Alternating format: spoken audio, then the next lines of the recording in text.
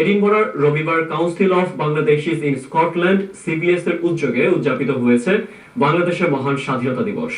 আমাদের স্কটল্যান্ড প্রতিনিধি হুমায়ুন কবির জানান, সিবিএস এর চেয়ার ওয়ালিদ আশার উদ্দিন এমভি এর সভাপতিত্বে প্রথম পর্বে ছিল আলোচনা সভার আয়োজন।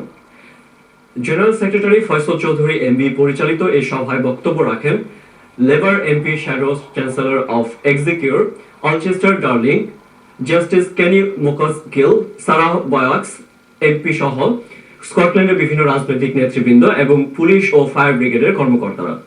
এছাড়াও বাংলাদেশি কমিউনিটি নেতৃবৃন্দের মধ্যে বক্তব্য রাখেন মুস্তাফিজুর রহমান, মনির উদ্দিন, আসাদ্দার আলী এবং ফখরুল ইসলাম। দ্বিতীয় পর্বে ছিল জয়েন্ট সেক্রেটারি আহমদ আলী যুবর উপস্থাপনায় একটি মনোজ্ঞ সাংস্কৃতিক অনুষ্ঠান।